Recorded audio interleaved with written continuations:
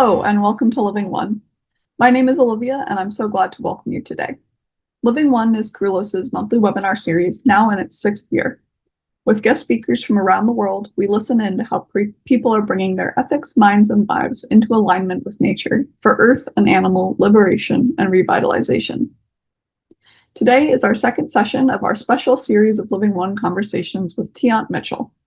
Tiant Mitchell is a psychology department peer assistant in a state prison in Western Pennsylvania, where he teaches cognitive behavior therapy-based classes and suicide prevention. He is the author of several books and associated programs, including Felons Are Fathers Too, Parenting Outreach Program and Fatherhood Training System, the Correctional Solutions Institute and Freedom Consultation Group, LLC, which he developed while in prison to train other incarcerated fathers how to be exceptional fathers from prison. To listen in to our first conversation with Mitch before listening to this second series, please visit our website, kerulos.org, or our YouTube channel. We will also be sure to include the link to our first conversation with Mitch in the YouTube channel posting of this current session, so be sure to check the description before watching this video if you'd like to first watch the first conversation. Before we begin, I'd like to take a moment to acknowledge that we are all currently on various different Indigenous lands. I am currently on the ancestral homelands of the Council of the Three Fires, which includes the Ojibwa, Ottawa, and Potawatomi. This land exists also as a place of trade with other Indigenous communities, including the Ho-Chunk, Miami, Menominee, Sauk, and Meskwaki. The Kerulos Center for Nonviolence is located on the homelands of the grizzly bear, tacoma, daku-betite, coyote, coho salmon, golden eagle, and gray wolf. So without further ado, we welcome Tiant Mitchell. All right. And to speak about kind of what we were talking about last time is the journey, the things that I learned through the journey to prison. It's like how I end up in prison from the journey from a child on. And I think that's important to focus on when you're trying to ask how to correct the things that got people into prison. And so dealing with the trauma, dealing with understanding the trauma, first of all, because that's important, right? Yeah. We don't understand that it's called trauma, right? We don't even know that it's a thing. To many of us, it's just life. Mm-hmm. And it's just like, this is how it happens. Seeing violence, seeing abuse, having people incarcerated, these things are just normal. And that's why that journey from childhood into adulthood and carrying those thoughts of worthlessness of because my mom's struggling with addiction and different things like that are just so common in these environments that I think that it's important to understand that how we got here. Yeah. So that's the part for me was the eureka moment was getting to a point where after the crime happened, I was sent to prison, and when I was in the process of being going through the trial process, I wasn't able to walk. Mm. And so I wasn't able to walk because in a fire exchange, I got shot 5 times. Yeah. And so I was temporarily paralyzed from the waist down. And so I was hospital ridden. And I thought I knew what powerlessness was until I got to that point. Yeah. And that point I experienced the most profound powerlessness, because it was not only a psychological and emotional powerlessness, but it was now coupled with a physical powerlessness, because I had to wait on the nurses, I had to wait on people to come. Like I couldn't bathe myself, I couldn't wash, I had to wait on my wounds had to get changed, and so it was a constant weight on others. Yeah. And a helplessness that was so profound, and it just brought me to tears. And it brought me to tears because it made me reflect not only on how I felt as powerless, but then how my victims felt. Mm-hmm. Right. And now it was like a connection to say, hey, listen, man, you want to escape. So there was no way for me to suicide. None of these things were possible at this point now, because I'm stuck in this bed, and I just had to face it. And in facing it, so a profound thing happened, and I reached a point where it was just like, I've cried so many tears, I've complained, I've cursed out everybody on earth, heaven and earth, and then I was just left with myself. And when I was left with myself, as myself, So some very interesting things happened. And the first thing was I was able to see me as I was, and not as I concocted my. You know what I mean? Like there's this, we all, there's this level of delusion that says Sure. this self perception of who I am, but when you measure it up with the facts, right, you may not be as sharp or as tall as whatever you think you are compared to what the reality situation is. Yeah. And the reality of the situation was, it wasn't that I was powerless because I was powerless. It was powerless because I believed and told myself, and this is the narrative that I perpetuated based on my interpretation of my experiences. And so from that moment on, there was really just this moment that clicked that said, in spite of it all, you are able. Right? You are able. And these are the three words that just kept playing through my mind. And so from that point on, I said,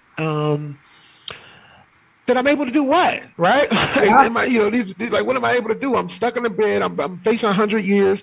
I nearly destroyed my family. There's people. I just hurt all these people. Like, how I'm able to do what? And it just kept repeating, you were able. And so from that moment on, it was a belief switch, a paradigm shift. And from that paradigm shift, started the rest of my journey in prison. And it didn't change the fact that I had the sentence I had. It didn't change the fact that I still didn't know how to walk, and I still had to learn how to walk and all that over again. It didn't change anything. The only thing that changed was my perception of the situation. And that one shift of perception created so much hope. And I went from a hopeless position to a hopeful position. And once you do that switch, it automatically goes from a powerless position to a position of purpose. And so I started getting up. I said, Sally, I had my cellmate who had pins in his foot because we were both in the infirmary in the county jail. And I said, man, help me up. They're like, man, help you up to do what, man? Stop playing, man. I'm like, no, for real, help me up, man. I gotta walk, man. I gotta get up. You're like, Mitch, man, you can't get up, man. Just chill. And so, long story short, he eventually got up, and I ended up putting our leg braces on. I brought my wheelchair over, and I just wanted to stand up because I was just bedridden. I just wanted to stand up. And so, long story short, he helped me, and I held on, and I squeezed, and I stand up. And just standing up was, and I'm holding on to the braces, I'm holding on to the wheelchair, but just the fact that I was able to stand up on my own, like, re-engaged my agency. And you know what I mean? And then it put my physical agency with my psychological and emotional agency. So now it started clicking. So every day after that, we would just practice and practice and practice. But my life was forever changed by that moment. Amazing. Yeah, it was changed for that moment, because from there I realized that there's a lot of things I can't control. And my life up to that point was helpless and powerless because I was attempting to control things that were not in my control. I was attempting to control other people's perception of me. I was control how they responded to me for love, because I was devoid of love and these different things. As a child, I wanted people to love me or to affirm me and stuff like that. And I realized that's not in my control for me to control. And so once I let go of the things that I couldn't control and didn't control the controllables, oh man, life was just a different thing. And I just was so full of hope from that moment. Oh, that's beautiful. And yes, and that's how it went. And then from there, it was just like, it went from talking about what I can't do to like, let's discover what I can do. And now I was just on an exploration to try to figure that out. And it's like, the first thing I can do is like, can I walk? And so me and my cellie just worked on that. And then eventually I started physical therapy, and we were able to do that. And then it just led to just keep exploring. Let me learn how to read. Let me learn how to write. And one of the things that struck me at that moment when I was dealing with myself is, although you have screwed up, you're not a screw up, you still have screwed up. And you have to acknowledge that, right? You have to acknowledge the fact that your decisions have caused pain and hurt other people, especially your family. Yeah. And so then it's like I had to realize, like, I now have a daughter who is just a few months old, who now potentially won't see me for 100 years. Yeah. Right? I won't be back out for 100 years. So now I had to deal with that reality. And then that was juxtaposed to my own experience with my parents. Yeah. And it's like, I promised myself I wasn't going to be like that to my child. So, but now how do I measure that up against the fact that I'm now in prison? So from that moment on, I said, I need to learn how to be a better father.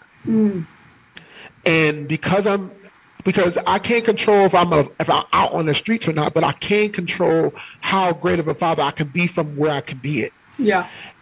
And this is when I start. So when people was like, "Hey, we got some commissary money for you. We're going to send it." I was like, "No, listen. Why don't you send half? Send half of the commissary money, and then the other half. There's this book by Meg Meeker on parenting, or there's this book by this parenting book by this person. And can you give me this? And then I need a dictionary because I needed to learn how to read, and process better. And so that's how my journey started on learning. Wow. And yeah, that was a heavy place for me, because I started to believe that I started to feed, like the hope started to motivate me each morning to get up and to keep going. Yeah. And the more I learned about childhood development, I was not only learning about what my daughter's path and journey would look like, but it was also a reflection on what my own path was like. Yeah.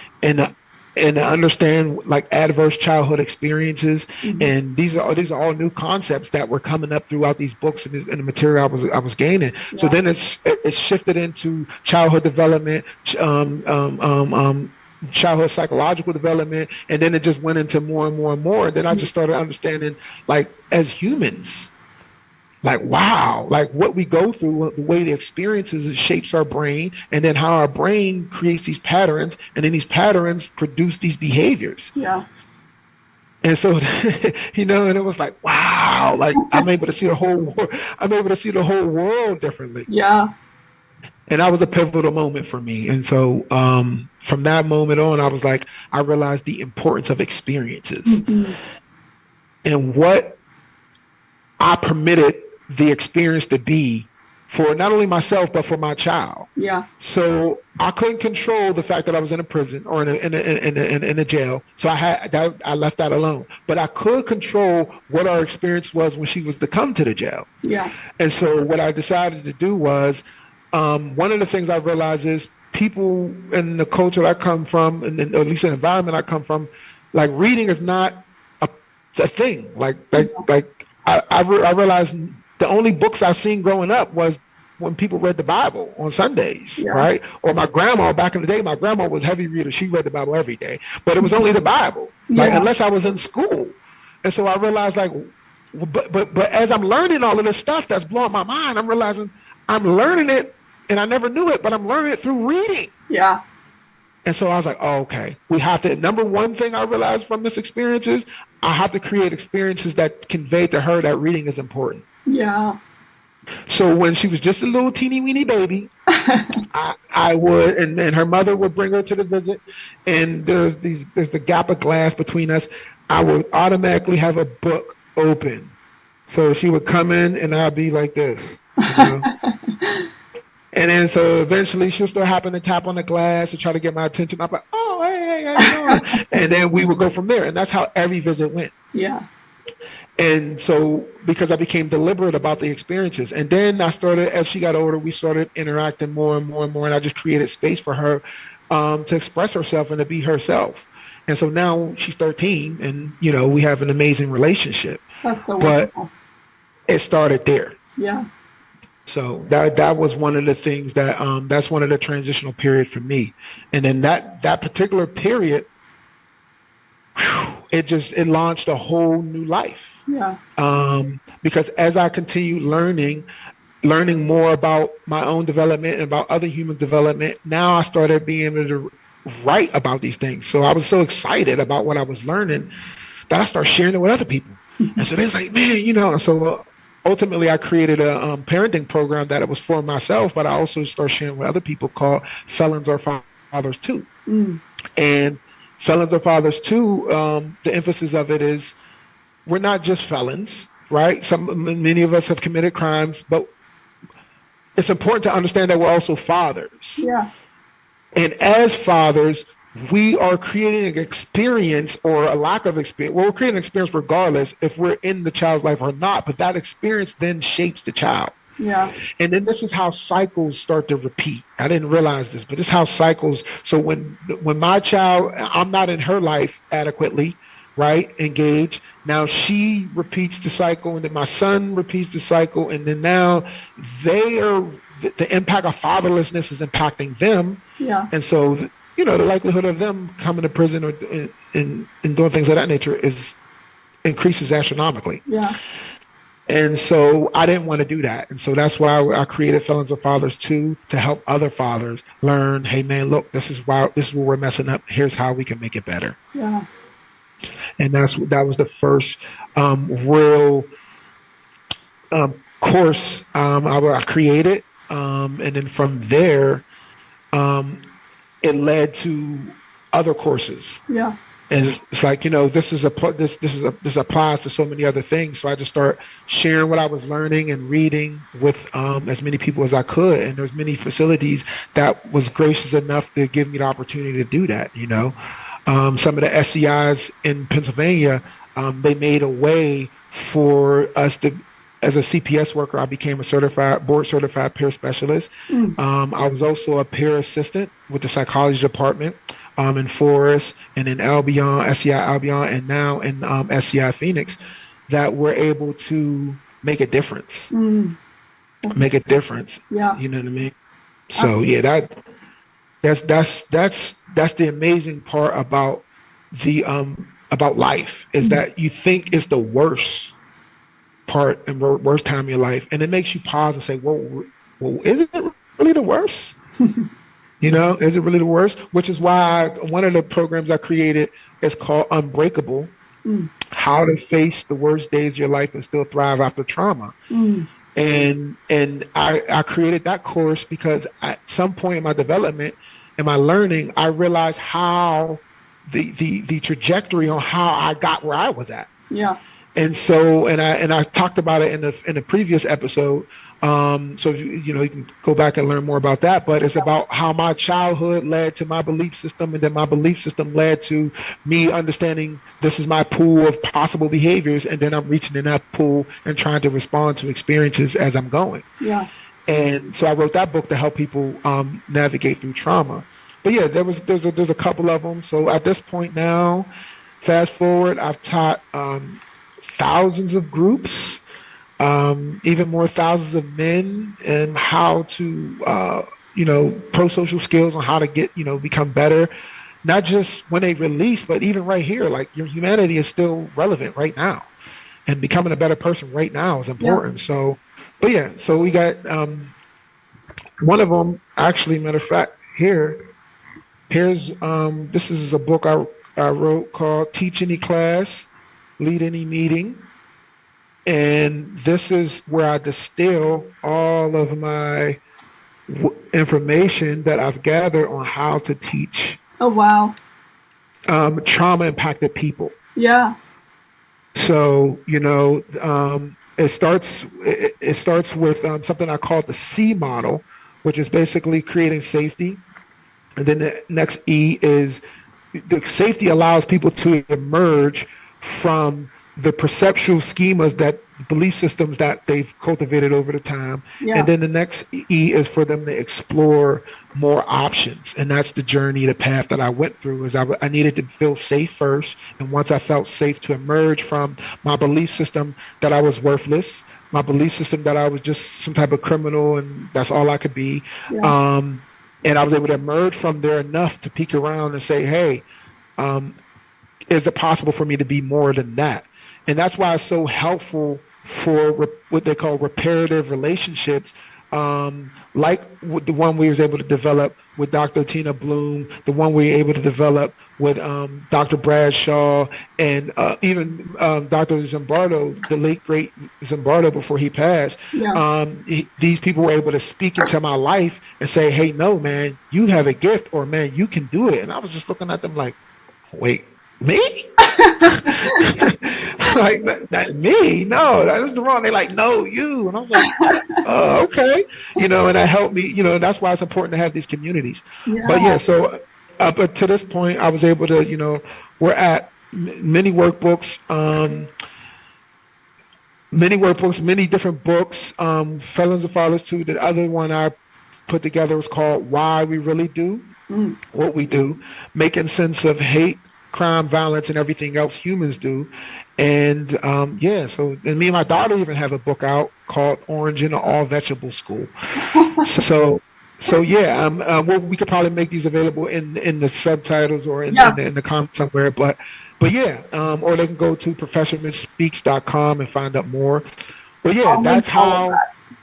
Okay, yep, and Yep. that's how I've able to get to this point, and I understand the emphasis on like rehabilitation is great once, but why do we have to rehabilitate? Like, why can't we start at the beginning? Yeah. And this is the emphasis on what I'm doing with my crime and correction newsletter, and working with different people who are proctors of parenting programs is let's start with teaching parents. Yeah. Like, what if we can teach parents to create better environments that much more helpful environments for the children. Yeah. And so that's why when I was able to read The Evolved Nest, it was just like, are you serious? like, like I just tell everybody, like, man, listen, if you know somebody who's a parent, go get this book, man, because it informs you in a way that it's like, oh, I didn't think about that. And I think that's why it's helpful that you paired it with the animal world, right? Mm-hmm. And then with the juxtaposed to how it applies in the human world, and you understand that. Listen, man, we're not that different. We like to think so. Yeah. So yeah, so I think reading this book was so helpful, and it touched on so many important things. And if I could just go to a couple of them. Yeah. Okay. So one of the things that it spoke about was the trauma piece and how trauma is passed on through, like, epigenetically. Yeah. Right. And so it talks about one of the sections. I'll just read a little segment, but it's on page 19. Mm-hmm. It says a mother communicates to her baby behaviorally, verbally, and non-verbally. Her states of mental, emotional, and physical health transmit to her infant through her actions, which are informed by culturally imbued values shaped during her early life experience. Yeah. And like, even when we stop there, right? So if you see my book is like all marked up, there's all types of notes and stuff. It's because, like, that one sentence is so powerful that we don't realize that it's a bunch of little experiences that accumulate over time that shape the brain and shape the response system of the child. Yeah. Yeah. And then made me look back to my story, and it's like my mother is an amazing mother, because when she was sober. Mm-hmm. Right? Yeah. And then, but what it made me speak to was the times that she wasn't. It was because she was going through her own struggles, dealing with her own trauma, trying to process that. Yeah. But the way it manifested in my life as an experience was I was able to see her behavioral, verbal, and nonverbal states, her mental state, emotional state. It all was transmitted to me. Yeah. And that then became informed my way of responding to the world. Yeah. And then my way of responding to the world then shaped my perception of the world, which then created my pool for me to pick behaviors from. Right. So that's why I think this is so important. And so what it teaches us is, as parents, right, as fathers, but particularly as mothers, it's like, maybe I should be aware of the and I don't want you to become hyper anxious to where you're worrying, but I think it's important for us to teach how to cultivate environments and ways of relating that communicate, and just be conscious of what I'm communicating. Yeah. You know, Absolutely. what is me saying, promising my child I'm going to go be at their event or whatever, and then just not showing up, communicate, versus I realized something came up, so let me contact the child and then explain it to the child. Yeah. Yep. You get what I mean? Absolutely. So that those are things, and then we're so mindless sometimes because we think of child as almost like that's a placeholder for a position, Mm. and that position is somehow inferior to whatever we call adult. Yeah.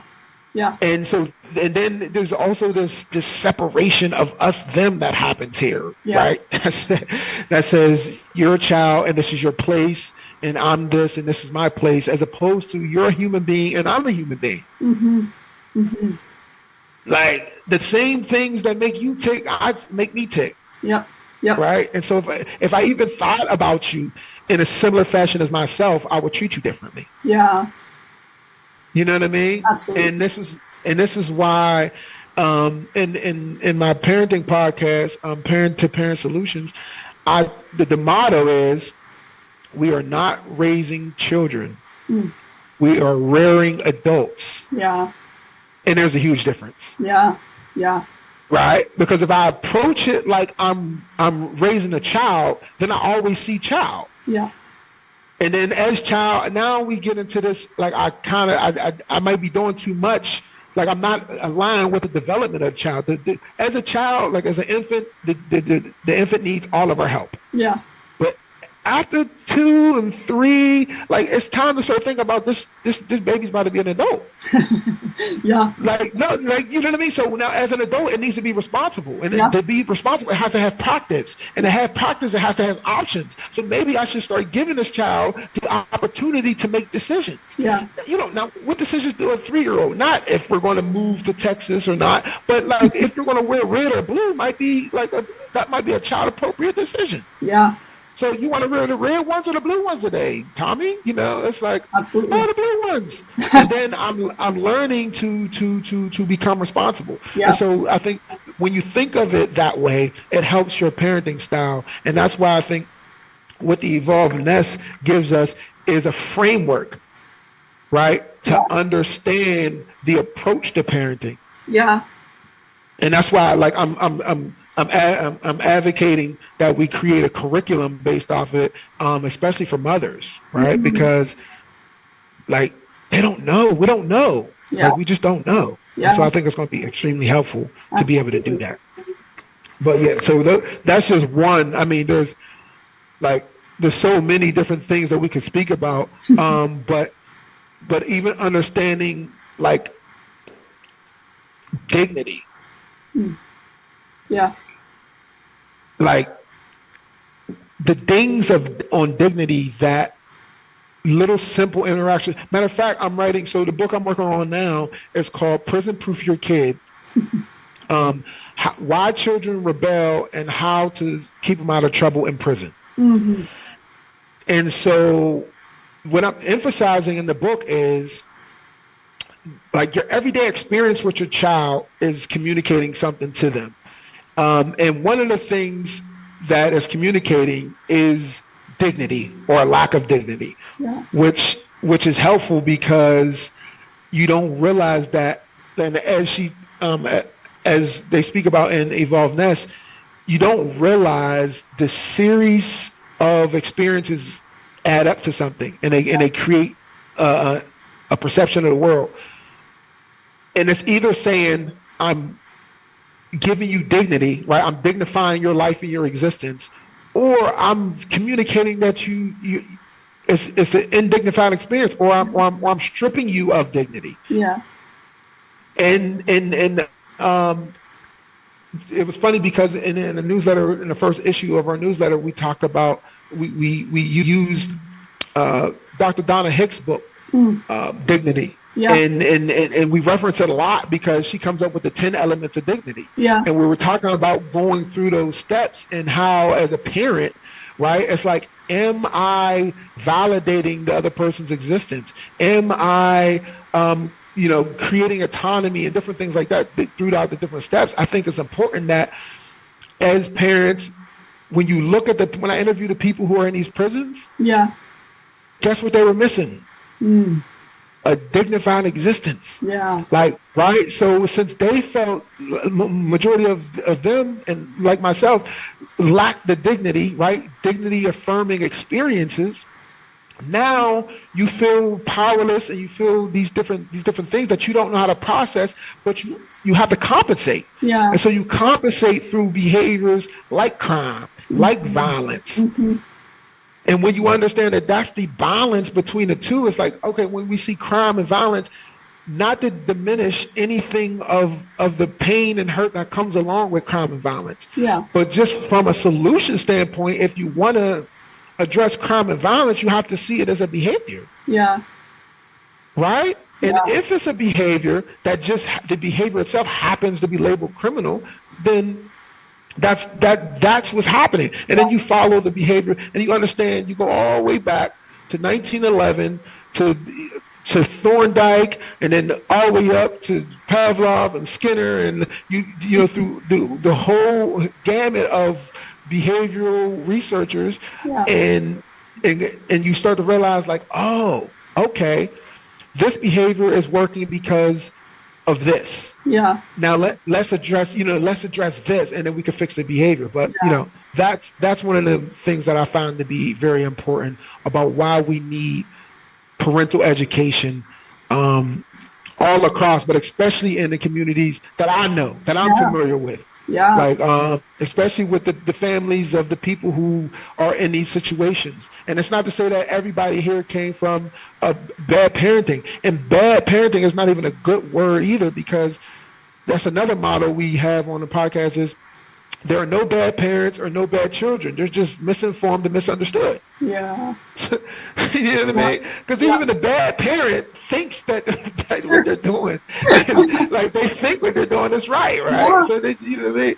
And then the bad child is just misunderstood. Like what's happening is his maladaptive coping mechanism. Yeah. Right? There's what we call bad, but there's coping mechanisms. Yeah. They're trying to cope, and which infers that they want to cope. Yeah. Which they want to deal with it, and they have to deal with it. And so I think when we approach them like that, I think it's very important. Absolutely. And that's why I'm pushing for us to get more parenting programs and more parenting education in those communities, but also to the parents that are inside these walls, because now we can try to stop some of the cycle from repeating. So important. So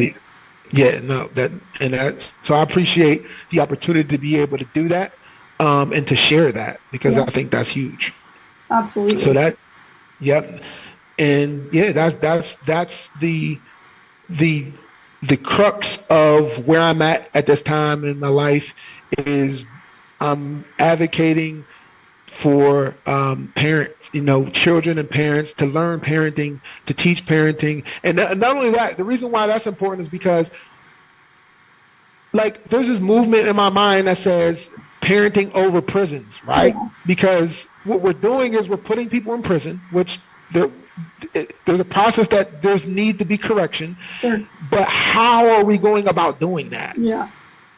And even if you take the place of parenting, like to some degree, because you're now creating an environment for people to grow up and develop in, what type of environment are you creating? Mm-hmm. And what does that environment communicate? Yeah. Yeah. You know what I mean? And then how does that shape the brain? And then how does that shape the person? And then most people, 94% of people are getting out. Yeah. So what are we putting back in our community? Absolutely. Right? So I think that's important. But those are the things that I find important. And I think that I appreciate the opportunity to be able to share those things. Absolutely. Thank you so much. And I think we have a little bit of, this is 45 minutes, right?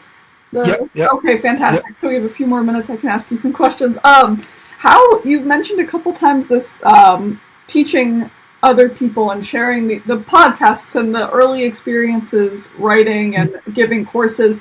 How has the response been over time from the individuals that you're teaching and learning with in these communities? Do they get it quickly? Does it take a little bit of time? Do they respond?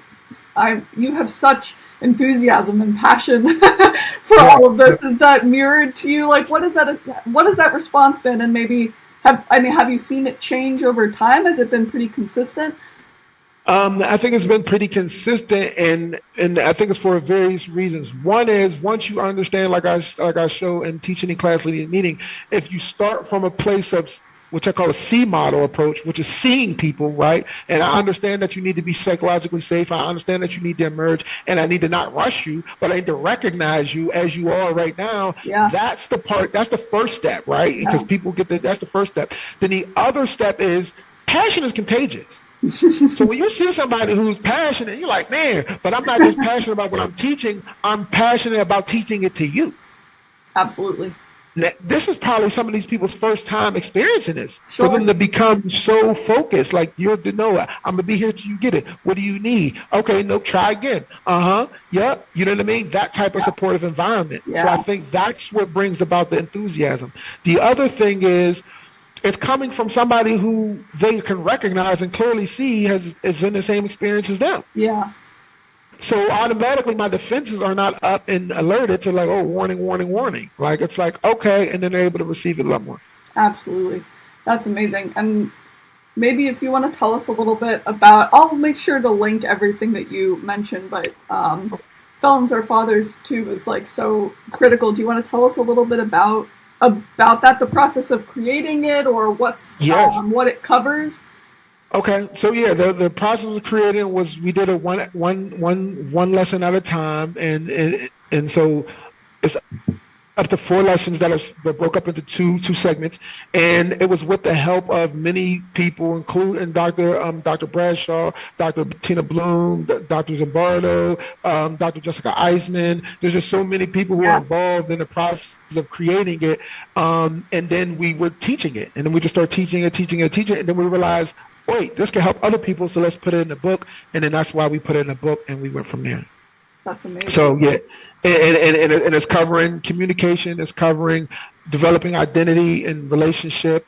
It's and there's a workbook, so they can use it anywhere. That's fantastic.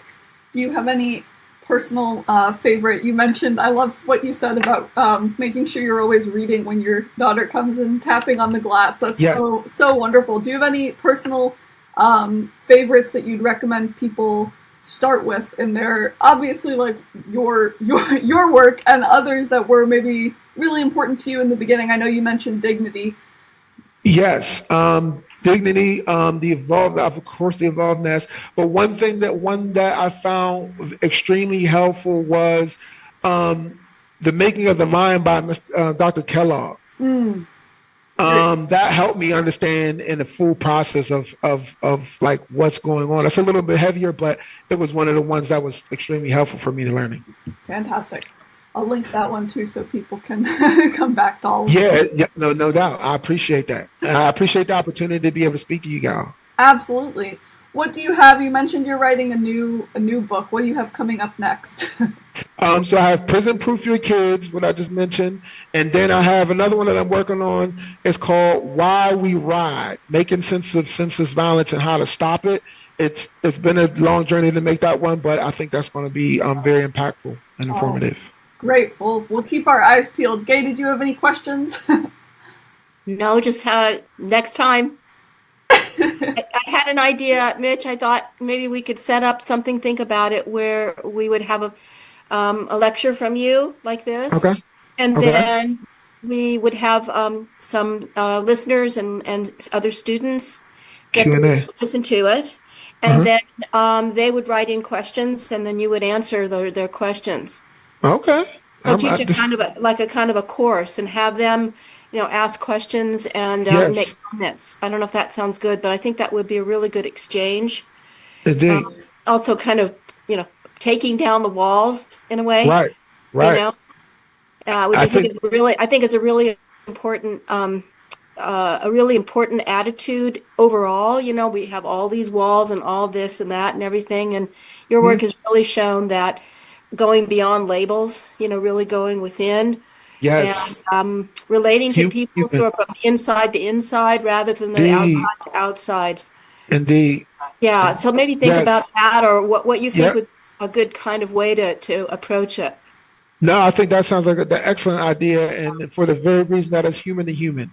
And once you transcend identities, and what we put on the outside, and we're able to say, listen, I'm a human who want to matter, and you're a human that want to matter. Let's start from there. And then we figure out, so you're heard and seen and acknowledged, then I'm heard, seen, and acknowledged, and now we both feel valued, loved, and respected. So I think that's an important way to facilitate that. Yeah. So I agree. We could just link together, come up with exactly how we want to do it, but I'm down.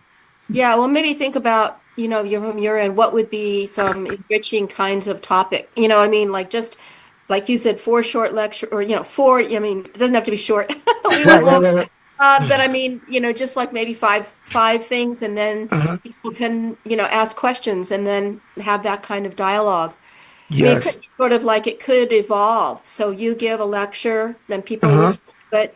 They give questions, and then you answer them, and then you also include topic number 2.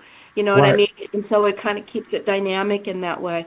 Yes, that sounds like a great idea. Yeah. If we what we can do is this little clip right here. If we can get this and capture that, and then send it to Liana, then what we can do is go back over it, and then I can start drafting and go from there. Thank you so much to everyone who joined us for another great Living One conversation. And thank you so much to Mitch for sharing all your time, experience, wisdom, and insights with us. It's been an incredible conversation. As always, if you enjoy Living One and feel called to support Kerulos, Living One, and all of our sanctuary residents, please consider donating at the link on our website, kerulos.org. Once again, thank you, everybody. Thank you to Mitch for sharing your time with us. We really appreciate all of you being here. Thank you, everybody. See you next time.